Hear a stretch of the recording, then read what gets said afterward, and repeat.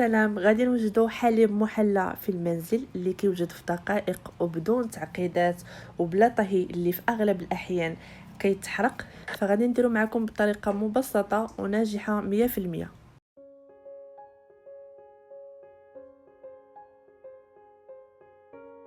وايضا غادي نوجد معكم 4 الانواع ديال لي كلاص اللي كيجيو لذاذين بزاف وبنكهات مختلفين. فما نطولش عليكم، دوزو نشوفوا المكونات وطريقه التحضير.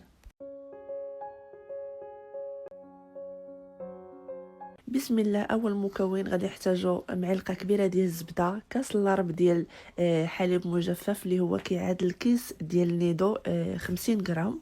غادي نحتاجو كاس لارب ديال السكر وربع كاس ديال الماء اللي يكون غليان يعني من فوق النار مباشره. غادي نضيفوه على المكونات خلاط كهربائي اولا في ميكسور. غادي نضيفو هنايا الحليب المجفف ومع السكر، وغادي نضيف عليهم داك الماء اللي كيف سبق وقلت لكم ضروري انه يكون يعني غليان من فوق النار. صافي وغادي نبدا كنطحن في هاد المكونات مزيان.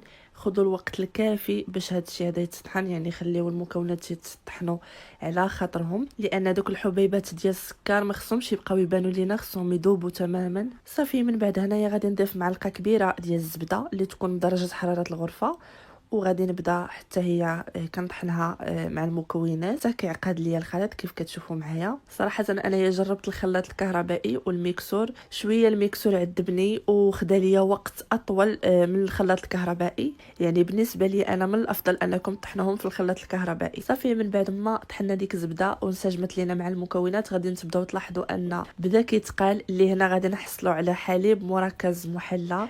صافي غادي نديرو في واحد طاسه اولا في اي حاجه كتسد في شي قريعه ولا في شي حاجه. شوفوا معايا القوام ديالو كيفاش كيكون، كيجي تماما بحال اللي كيتباع على برا. صافي انا غادي نخليه هنايا في الثلاجه واحد 10 ديال الدقائق باش غادي نستعملوه في الكلاص. هنا كيف كتشوفوا معايا راه مازال ما برد، وشوفوا القوام ديالو كيفاش كيكون، لانه كل ما بقى في الثلاجه كيزيد اعقاد القوام ديالو. غادي تحتاجوه في جميع انواع لي كلاص وفي لي ديسير وفي بزاف د الوصفات غادي تحتاجوه. دابا غادي ندوزو باش نحضروا الكلاص. عندي هنايا 400 غرام ديال الفريز اللي بطبيعه الحال كان مغسول ومنقي، يعني كان كونجلي في الثلاجه. ضروري انه يكون كونجلي باش كيعطيكم القوام زوين. صافي وغادي نضيف هنايا واحد معلقه كبيره ديال الحامض ومعلقه ديال العسل، وهنايا غادي نديرو نصف الكميه ديال الحليب مركز اللي كنا وجدنا، تقريبا واحد 3 ديال المعالق كبار اللي يكونوا عامرين. صافي وغادي نخدموا الخلاط الكهربائي.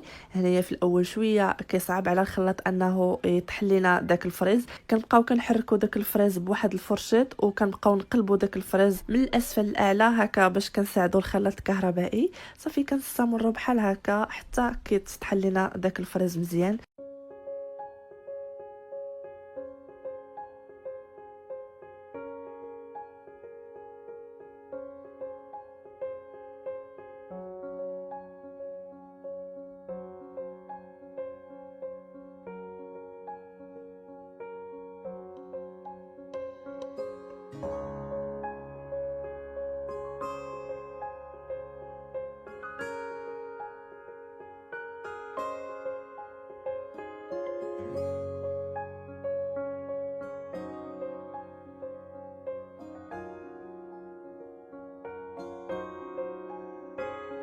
هنايا من بعد ما تطحن ليا مزيان كيف كتشوفوا معايا القوام ديالو كيجي كريمي، يعني تقدروا تقدموه او تاكلوه مباشره، راه كيجي لذيذ بزاف. هنا شاركت معكم الشكل ديالو مباشره. صافي من بعد غادي نغطي عليه وغادي ندخلو المجمد. دابا غادي ندوزو باش نوجدو التتمه ديال لي كلاص. بسم الله. غادي نحتاجو 2 كؤوس ديال الحليب اللي يكونوا باردين تماما.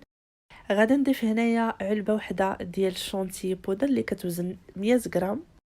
غادي نحاول شي شويه نطربهم بيديا هكا باش من نبغي نطرب بالطراب الكهربائي ما طرش ليا داك البودر ديال الشونتي. صافي غادي نتوقفوا هنايا. غادي نضيف هنايا الحليب المركز المحلى، غادي نضيف واحد 4 ديال المعالق كبار. هاد الكميه ديال الحليب المحلى اللي وجدت معكم غادي تكفيكم لهاد لي كلاص كاملين. صافي هنايا غادي نبدا كنطرب دوك المكونات مزيان حتى غادي تطلع ليا داك لاكريم.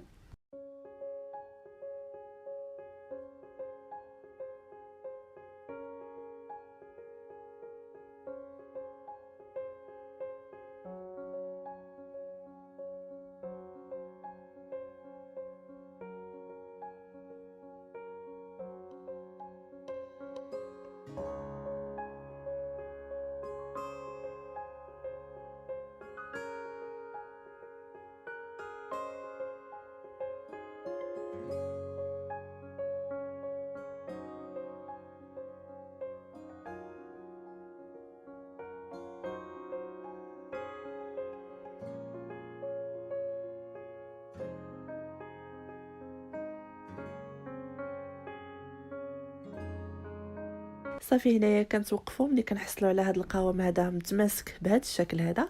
غادي نحاول انني نقسم ديك الكميه ديال لا كريم على 3 ديال المرات او على 4 على حسب نتوما وباش بغيتو تنكوها. الكميه الاولى غادي نضيف عليها يوغورت ديال الفاني، والكميه الثانيه غادي نضيف عليها علبه من اليوغورت ديال الكراميل، والكميه الثالثه غادي نضيف عليها يوغورت ديال الشكلاط، وغادي نضيف عليها واحد المعلقه صغيره ديال الكاكاو اللي من الاحسن يكون حلو وما يكونش مار. من الاحسن تكون النوعيه ديالو جيده باش كيعطيكم مذاق مميز في الكلاص. صافي هنايا بديت كنطرب في الياغورت اللي ضفت على داك لا كريم، يعني كنطربهم حتى كينسجموا ليا مع بعضياتهم بهذا الشكل هذا. هاد الكميه الاولى ديال لا كريم اللي ضفت عليها ياغورت ديال الفاني، غادي نضيف عليها هنايا بسكوي اللي سميتو ايو من بعد ما كسرته هو في العلبه ديالو هكا باش ما كيتشتتش ليا. غادي ندخلو اولا نخلطو مع ديك لا كريم مزيان. دابا غندوزو لا كريم اللي ضفنا لها يوغورت ديال الكراميل، غادي نضيف عليها بسكوي ديال لوتوس. كنخلي لكم كل بسكوي الصوره ديالو في اسفل الفيديو. صافي حتى هو كنحاول انني ندخلو مزيان في ديك لا كريم. انا هنايا تقاسمت معكم النكهات ولي بسكوي وصراحه كيجيو رائعين، يعني حتى شي واحد ما كيجي زوين على الاخر، يعني مذاق كينسك في مذاق كاملين كيجيو زوينين. بطبيعه الحال تقدروا ديروا اي نكهه او اي بسكوي، يعني تقدروا ديروا اي يوغورت كيعجبكم كتفضلوا المذاق ديالو. حتى لي بسكوي تقدروا ديروا اي بسكوي كتفضلوه. بالنسبه للبسكوي الاول راه الثمن ديالو رخيص يعني درهم، اما البسكوي ديال لوطو شويه الثمن ديالو مرتفع، تقدروا تعوضوه بصابلي. صافي هنا الكميه الثالثه ديال لا كريم اللي ضفنا عليها يوغورت ديال الشكلاط. انا ضفت عليها هنايا بسكوي ديال كيت كات، يعني تقدروا تضيفوا ليها طاغير او اي بسكوي ديال الشكلاط. صافي هنايا غادي نحط لي كلاص ديالي في واحد الطاسه باش غادي نخليهم يجمدوا ليله كامله، وإلا كنتم مزروبين عليهم على الاقل خصهم يبقاو في المجمد 6 ديال السوايع. صافي انا هنايا حاولت نحطهم في طاسه وحده، فرقت بيناتهم بداك الغدويد.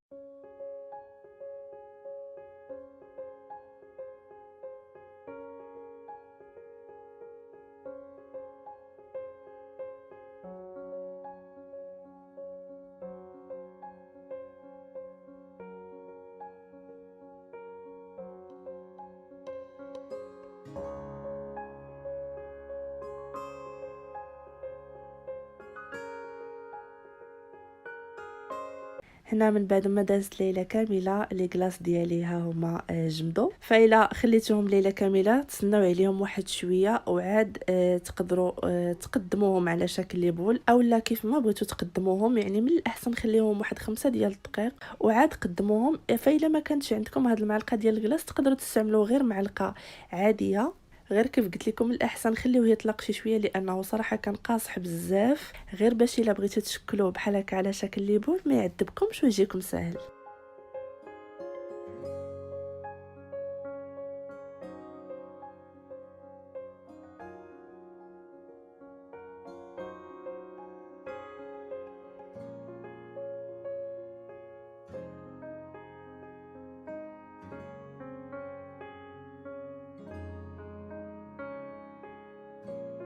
وهذا هو الكلاص اللي كنت وجدت معكم في الاول ديال الفريز. صراحه كيجي بنين بزاف وكيجي منعش، والاهم انه طبيعي 100%. نتمنى انكم تجربوه ويعجبكم، وانا اكيد غادي يعجبكم وغادي يعجب حتى وليداتكم. نتمنى الفيديو ديال اليوم يكون عجبكم وعجبوكم لي كلاص وحتى الحليب محلى. والا عجبكم الفيديو ما تنساونيش من لي لايك. فما بقى لي الا نقول لكم بسلام عليكم.